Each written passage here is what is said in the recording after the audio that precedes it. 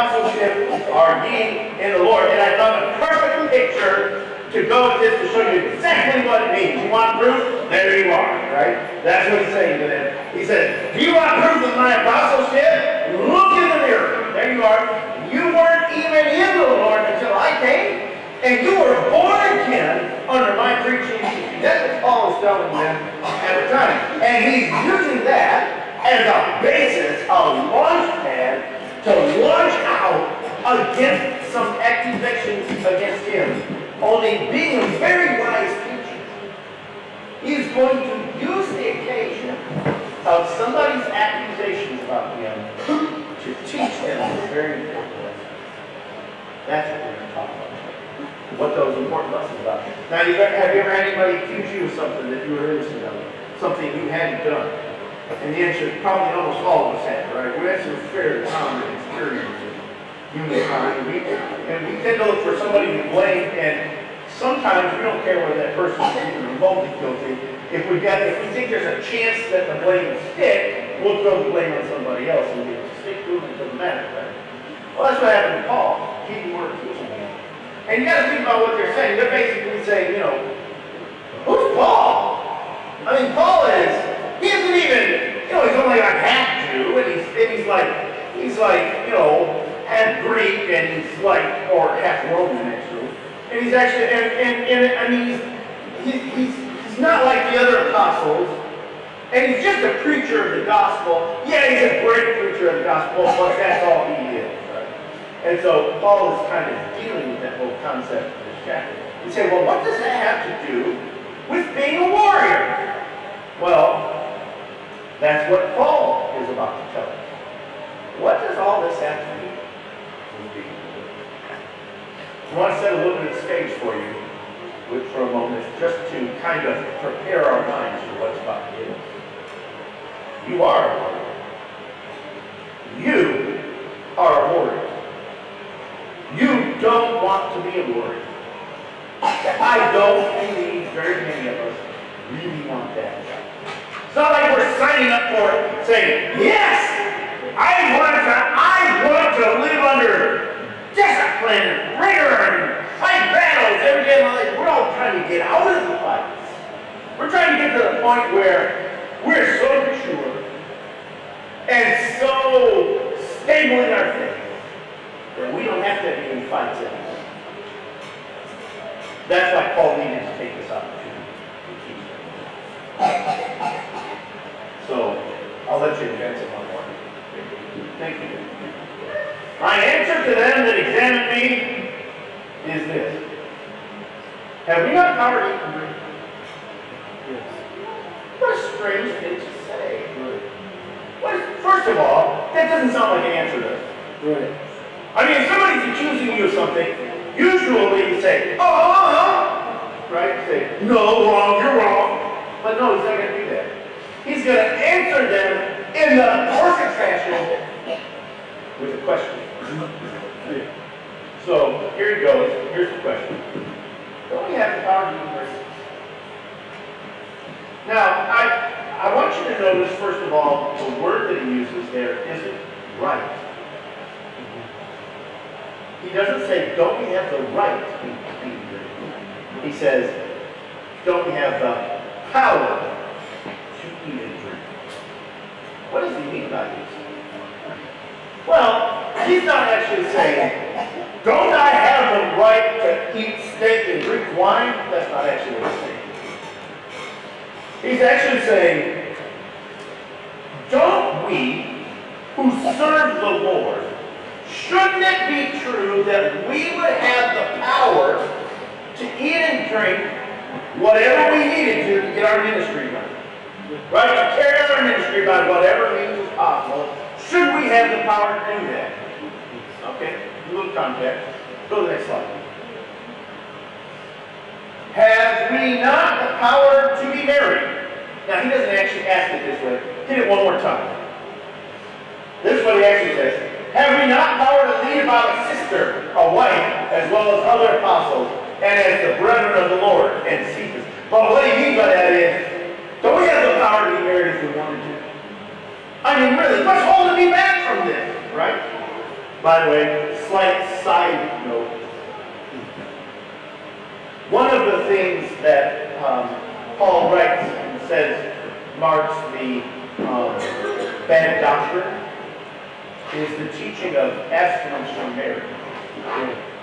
So if you're like me, and you come from a background of Catholicism where the priests are forbidden to marry, I just want you to know that Paul actually points that out as a matter of bad doctrine. In fact, when I was a Catholic and I got to read the Bible, I actually pointed that out to the bishop and said, how do you guys rectify this? How do you put these things together? The answer I got was really satisfactory.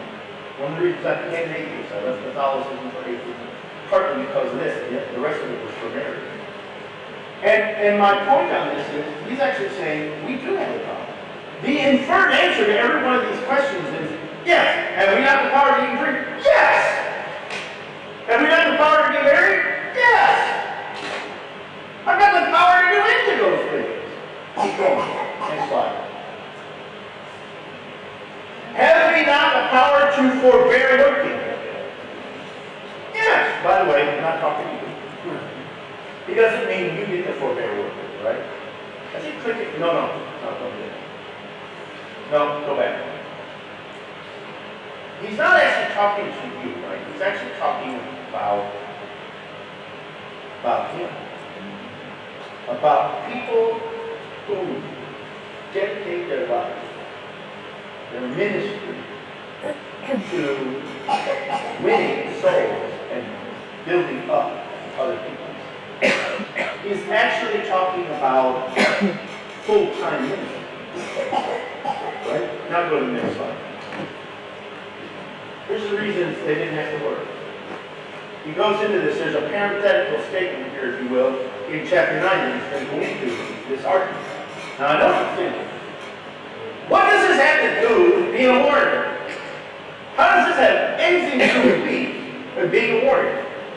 Well, Paul's laying a little bit of a foundation for an argument here. Right? He's trying to get the foundation laid so that he can put something on that foundation and tell you about being a warrior. And he's doing this by applying it to himself first. Then he's going to sort of turn around and apply it to us second. So he's just laying it out here and saying, look, do I have the power to eat and drink? Yeah, I do. Do I have the power to be married? Yeah, I do. Do I have the power to forbear working? Yes, I do. How is that? Well, who goes to warfare at any time in his own charges? Who do you know that gets appointed to be a warrior and then has to pay for their own food? Right? When you join the army, they have a mess hall. And they have a mess tent when you're in the field. And there's a reason they call it a mess tent, because that's what you get to eat in. Right? I never had chili mac until I joined the army. I didn't know they made anything like that, right? And if you've never had chili mac, let me give you the recipe for it, right? It's really easy. Boil some macaroni, dump a can of chili into it, stir it together. And if you're like most army kitchens, add about a pound and a half of salt. Just to make sure everybody gets taken care of, right? That's kind of the way it is. That's called feeding an army, right? It's not steak, right? It's not salmon. It's certainly not caviar. It's not sushi. It's chili mac. Okay? That's how you feed people. What Paul's saying here, that's exactly my point. He's saying, look, when you join the army, you're putting your life at somebody else's command. And if they're going to accept command of your life, they have to accept responsibility for feeding you. Right? You don't go to work, you don't say, I need to go to war, I need to earn an extra $250,000 next year so I can take 3 years off and go to war. No, you go to war, they pay you. Not much. Who planted the vineyard and he does not take care of it? Right? If you're going to plant the vineyard, you've got to be able to eat some of the fruit of that vineyard.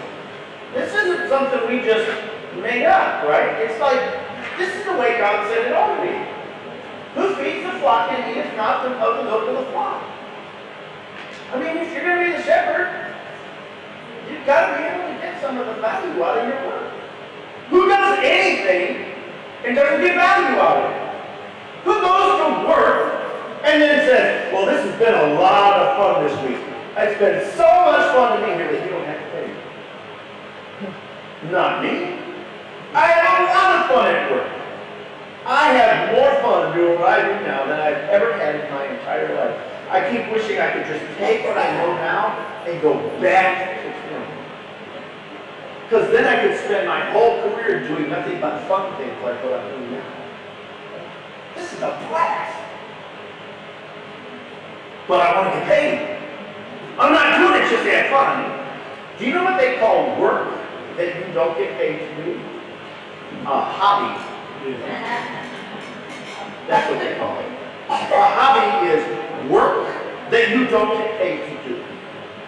If you're thinking, I'm going to have this hobby and I'm going to make all these little arts and crafts and I'm going to sell them and get rich, you don't understand work, hobbies, or money. Any of those. Because if you're thinking my hobby is going to make me rich, I'm telling you, you just don't understand. That's not how you get rich. You get rich by doing something other people value and are willing to pay you for. Walt Disney put it this way. He said, the secret to wealth is simple. Do something so well that people are willing to pay you money to see you do it again and again and again. You know what? He's right. That is the secret to wealth. It's not a hobby. If you have a hobby of things you think you're going to sell, you will have a collection in addition to your hobby. And that will be fun. So Paul's giving you this basic outline here. Sentence all you do. Why is it that we should be able to forbear working? Because I didn't choose this ministry. That's essentially what he said. I didn't choose it. The Lord wasn't walking along one day saying, who wants to volunteer to be an apostle? Raise your hand if you want to volunteer to be an apostle. That wasn't what he did. He's walking along one day when the Lord literally interrupts his flow and says, tell you what, you're blind, I'm going to restore your sight in a little while, and then I'm going to tell you what you're going to do for me. In fact, God is even plainer than that when he talks to Paul. He says, I'm going to tell you the things you must suffer for me. Paul here is referring to that as work. And that's what he does as an apostle. God commissioned me himself. And therefore, it's up to God to feed me. God commissioned me, and therefore it's up to God to pay me. Now, it's not entirely done with that thought yet. He's sort of laying it out there, just to understand that he has the power. Next one, please. Even so, hath the Lord ordained that they which preach the gospel should live in the gospel. Do you know God ordained full-time ministry? God did. That wasn't a human invention. We didn't walk out one day and say, oh, well, we're the elders, you should pay us. That wasn't our thought. That was God's thought. Right? Now that should not confuse you at all. That ought to be like, you should look at that and say, well, that's the most obvious thing in the world. And I'll tell you why I should say that. Because when you go into the restaurant and they bring food to your table, you're not thinking, wow, it's so nice of them to bring me all this free food. And then you stand up and leave. No, you're expecting that you need to pay for that food. Otherwise, you wouldn't go to that restaurant. And if you go to the restaurant and the food isn't good, you still pay for it. You just don't go back and pay for it a second time. Right? And that's the way it ought to be in ministry. If you come to church and you think, oh, that was really bad, don't go back. Right? Don't go second time.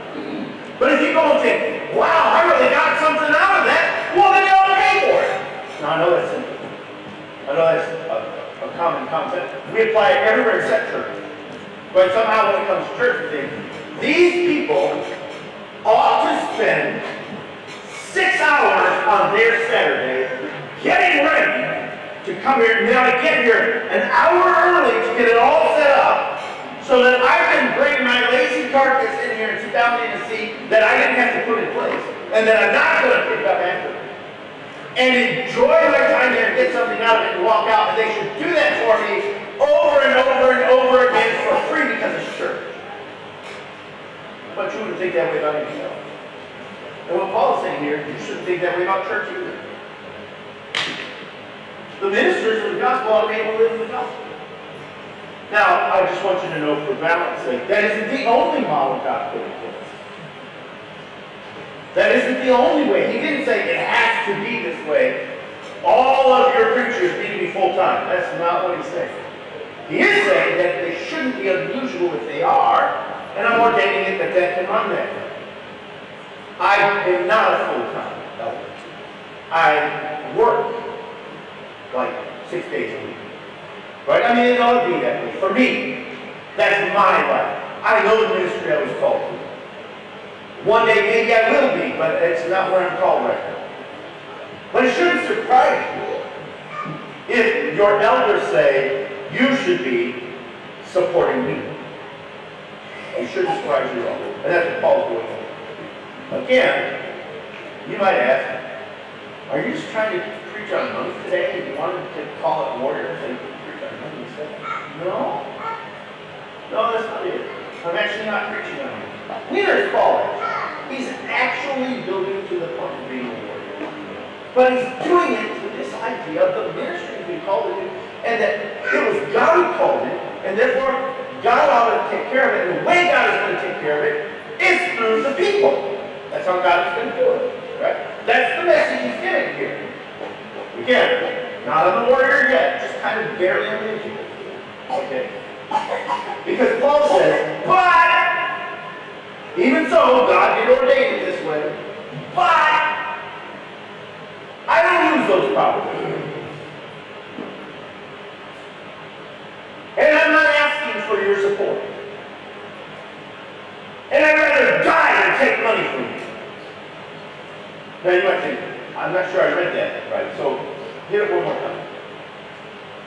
He says, his words in Scripture are, but I have used none of these things, neither I have written these things, that it should be done unto me. For it were better for me to die than that any man should make my glory anymore. Right? I didn't use any of these powers, and I'm not writing this so that you will start giving money to me. Because I'd rather die than take your money. That's what he's saying. He's just clearing it up the air so that we can get down to the real example. Now everything he said so far is absolutely true. It is absolutely true that he didn't pick the ministry. That somebody's making accusations against him trying to be a power-hungry guy, a guy trying to be, not actually do anything in life, and actually just make money by preaching to people, right? Public speaking sort of thing. And he's arguing with them and said, hey, first of all, if I was on the public speaking circuit, right? If I was out preaching like this, that shouldn't surprise you if I said you should support me. Right? It ought to be that way. That's the way the whole world works like that. You take your car to an auto mechanic and he fixes it, you pay him before you drive it away. Or you don't drive your car away. You go to the restaurant and sit down and eat, you better pay for that food. Right? It's just that way. All of life is that way. Church is no different. Right? That's what Paul is saying. But he says, it's God. I can do that. And that little statement there, but I don't work that way, is the key to being a warrior. It is the key to everything he's going to tell you about how to succeed in the Christian life. All right. I am free. In verse 16 to 23. I am free. Therefore, I became a servant for everybody else. This is the point he's making. He's saying, I have decided. I've made a decision. I have been set free by God. God saved my soul. And because he is the chief one offended by all sin, forgave my sin and set me free, and I made a conscious choice. The conscious choice that I made is that I would be your servant. That's it.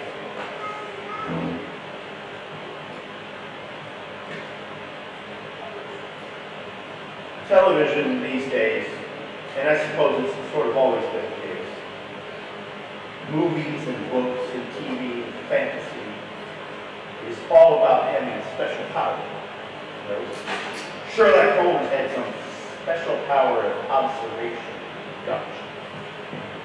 Superman has all the special powers. Paul is saying, I have special powers too. But I have made a conscious choice not to use my power. Instead, I have made a conscious choice to be your servant. See this. He says, so I run. And he tells them, you ought to run. And he says, you ought to run in a focused way. You ought to run in verse 24 through 26. You ought to run like you're intending to go somewhere. And I chose this slide on purpose because it really doesn't like running shoes, but he's not running at all. He's doing exactly the opposite of running. He's lifting weights.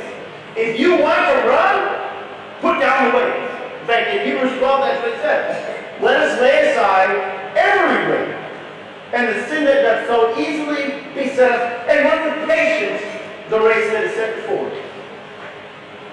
And he's telling them exactly the same thing. He says, I want you to run this way, and I run this way. Don't you know, he says, that in a race, they all strive for mastery, yet only one of them receives the crown. Run like the being co-win. That's it. And if you were running, if you were today looking at it saying, I need to be a great soldier. Let me see if I can put this in another way. Have you ever seen a man in a suit of armor mount a horse? Maybe on TV. But men in suits of armor did not mount horses. How did they get on their horse? One of two ways. There was a ramp built that the horse was backed into. There's a platform on the ramp, and the knight would walk up the platform and then sit down on the horse. Or we had a crane that would lift the knight in his armor and set him on the horse. Do you know why? It's heavy! It weighs a lot! Steel that can withstand a lance, or arrows, or spears. That's a heavy steel plate. And to think, I not only have that, I've got mail underneath of it, and, not man, mail, chain, that. And I got a helmet on my head. Wesley has one of those helmets, a reproduction of one of those helmets in the house. It weighs about 12 pounds. Think of wearing a bowling ball on your head. That's how heavy that steel helmet is. Knights in armor do not run. That's why, forever and ever, we thought of infantry as light. And when we finally thought of infantry as heavy infantry meant horses. Light infantry meant footmen. And those footmen had some armor, but it's very lightweight. Made of leather, not steel. Leather and wood, which surprisingly, actually is pretty effective when you're on the field. Their shield was not this 3-foot tall metal thing. If they had a shield like that, they had a guy who went in front of them and carried nothing but that shield. An armor bearer in front. But if they were actually light infantry, they had a small round shield. And if they were smart, they kept that thing up so that most of their head was behind that little round shield. Right? And they crouched down behind it and attacked it there. Why? Because you're not running out across the field of battle with 200 pounds of armor on you. That's not what you're doing. Paul's saying, you need to be that kind of warrior. If you're going to go through this life, he says, don't pack up so much junk on you that you can't run effectively anymore. You need to be agile. You need to be able to change direction in life. You need to think, I'm going this way, and then something changes, and you think, I got to go that way. It is absolutely useless to try to run in 200 pounds of armor and then stop. It's okay, run in 200 pounds of armor. It'll take you 100 yards to get up to a decent pace. And then when you decide to stop, either you're falling over or it takes you another 100 yards to slow down again. And if you have to change course suddenly, forget it, because here's what's going to happen. You're going to go like this, and your armor's going to keep going like that. If you're going to be a good soldier on a battlefield, a good infantryman out there on the battlefield, facing off one-to-one with an opponent in life, you need to be agile. Don't get so much junk gathered around you that you can't run anymore. That you can't change direction in life. Do something successful. What if God tomorrow morning were to call you somewhere? What if God were to say, I want you to go to mission field? And you have so much debt and so much junk built up around you, you think, well, I actually can't change the course of my life. I actually don't have a choice. I cannot go and do this thing because I have too much weight. Say, live your life light. Not like that. Next slide. This is not fighting. It looks like it on the screen. I know a lot of people who think that's a fight, but that is not a fight. And Paul is saying, I don't fight like that. I don't fight like one that beats the air. I fight like somebody who's hunting down an enemy to take them out. Not like somebody who's in a defensive position on the edge of a castle, hoping they don't get hit by an arrow. Two completely different approaches to the enemy. Most Christians want to live their life so that they never have to confront the enemy once. Hoping that in some way, by being silent, not particularly taking a strong stand on things, not causing any waves, the enemy won't notice that they're there. They want to be one in the middle of a horde of people, so that everybody in the front of the horde is the ones actually doing the fighting. By the time they get there, all the enemies are down and they just go along, stab the bodies to make sure they're dead. Paul says, I don't fight like that. I don't beat the air. I don't play video games. I'm not interested in fake battles. And I am not waiting for the enemy to come to me. I am hunting him down like a soldier out to hunt down the enemy. I'm not standing here waiting for God to bring the enemy to me. He said, go out and conquer, and I am going out and I am conquering.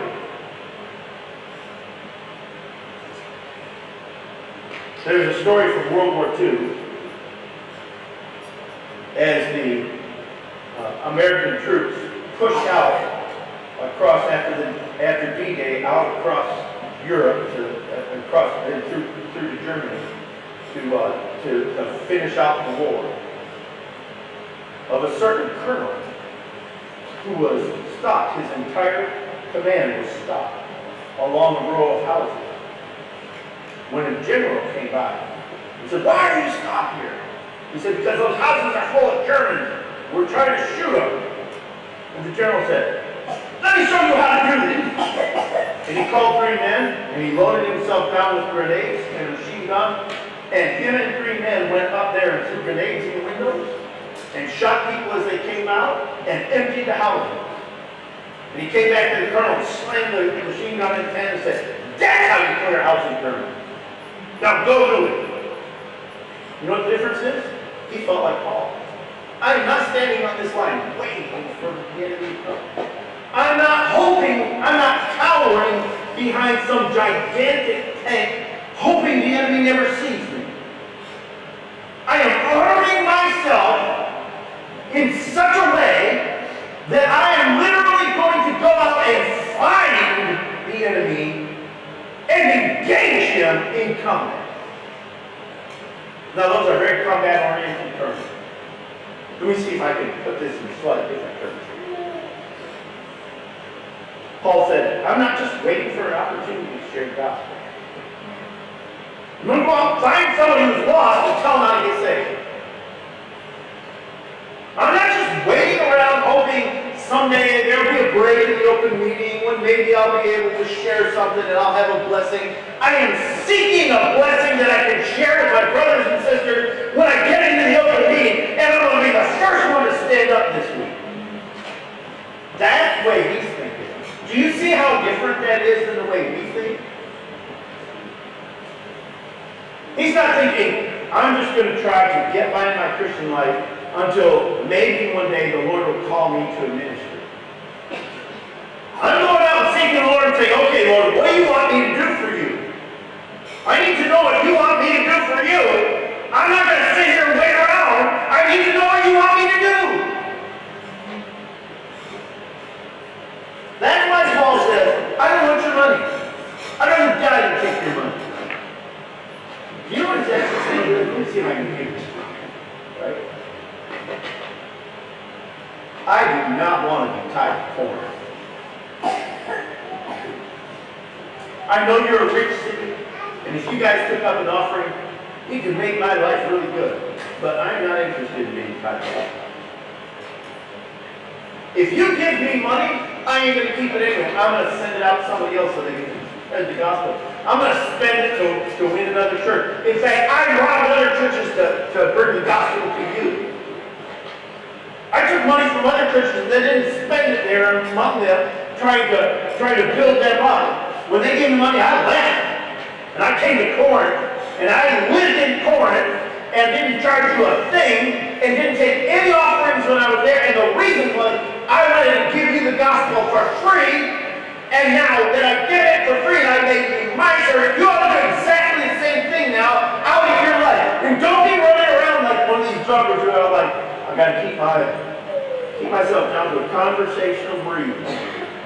No faster than what I can have a comfortable conversation. You're not winning a race doing that.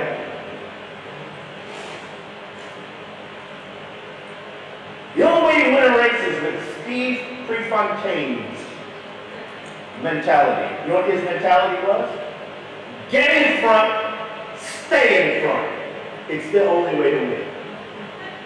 His coach would tell him, you should go a little slower on that first round. Let the other people wear themselves out. And he looked at his coach and he said, sorry coach, there's only one way to win a race. Get in front and stay in front. He used to say, the coach would say, how do you set your pace?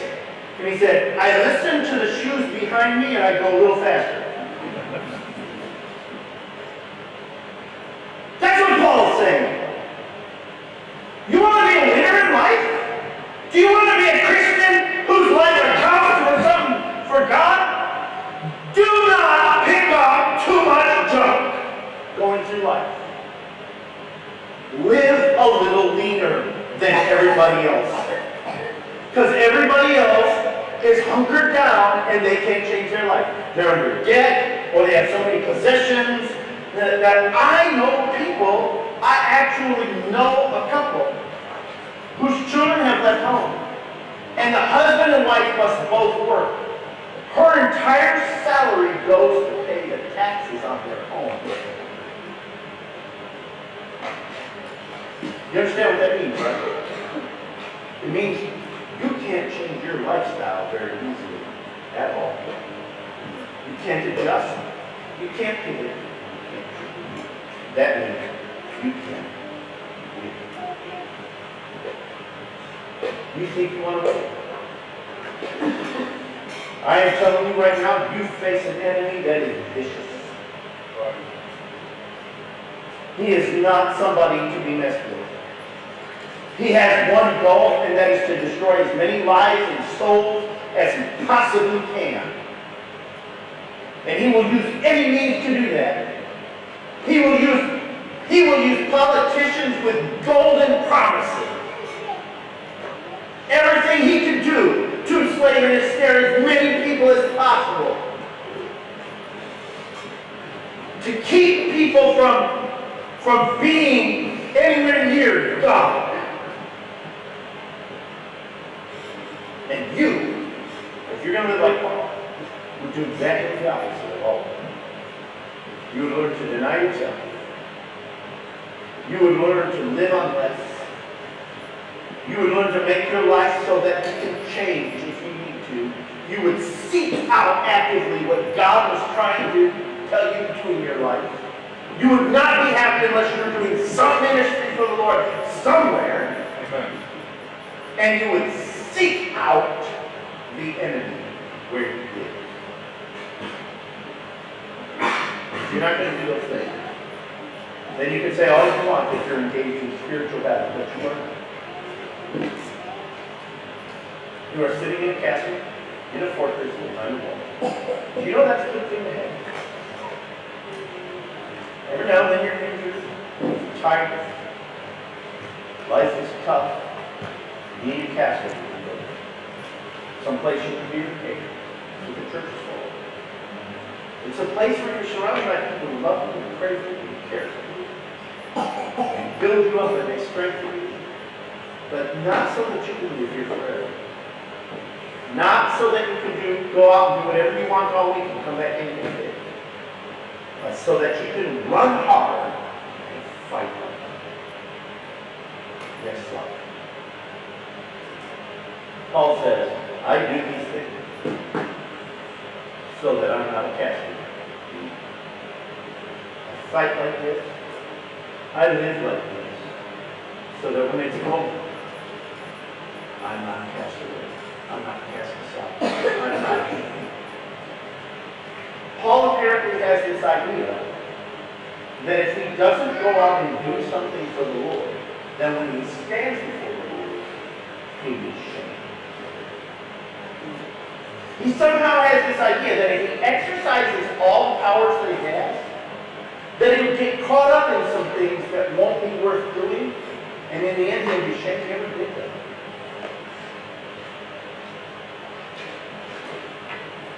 Truth is, we live in a whole world full of this. Things that people get involved in that not only, even if it's not sin, a lot of it is, but even if it's not, it's just a waste of time. That you only have a little bit of it. In the end, you're going to stand before God and answer what you did.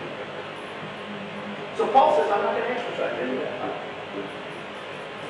Instead of exercising an internal power, disciplining myself, to run hard, fight daily, keep under my body, keep my body under discipline, keep my body free, so that I can succeed for God. One last slide. This is the kind of battle he's talking about. The hardest battle we ever fight. For though we walk in the flesh, we do not war after the flesh. There's a little thing in there about our warfare, but you'll notice it's a parenthetical statement. There's actually parentheses around it. Because this is the complete sentence. Casting down imagination and every high thing that exalteth itself against the knowledge of God, and bringing into captivity every thought to the obedience of Christ. When he says, I put my body under daily, he's saying, I don't want to live according to the flesh. I don't want to fight according to the flesh. I'm fighting a battle in my mind that I intend to win by being subject to Christ. I am servant to you, subject to you. That is how I live. And I ask you this. Most of us fight to get ahead of it. Most of us fight to keep our head above water. Most of the time, that's because we haven't made this conscious set of decisions that Paul's talking about. That he's answering his accusers. He's answering his accusers saying, you guys think I'm doing this for the power. And I'm telling you I haven't. But I am deliberately choosing another thing. One of service, one of ministry, one of self-sacrifice, one of winning the battle alone before I ever go out and play, so that I can hunt down the enemy where he is and succeed against him. What do you mean? Stand with me.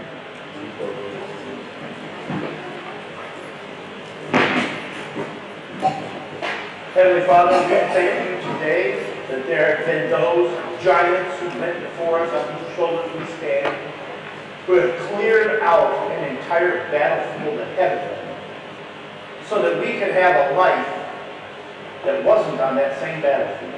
But Lord, there are those who are coming after us. There's more territory that needs to be taken. And it needs to start in our hearts and our minds and our homes. And it needs to be fought by those who are courageous, armed, and devoted, not to being happy, not just to thinking good things, not to just having a good life, but to serving others and being subject to you. To fighting the enemy where he is and snatching from his very jaws the souls he thinks he wants to take. And seeing those brought into the kingdom of God for all eternity. Lord, there's no greater cause than this, and no greater failure than any of us. And I ask you, Lord, to help us set our priorities right today, to be the warriors you have us to be. In Jesus' name, amen. Thank you for being here.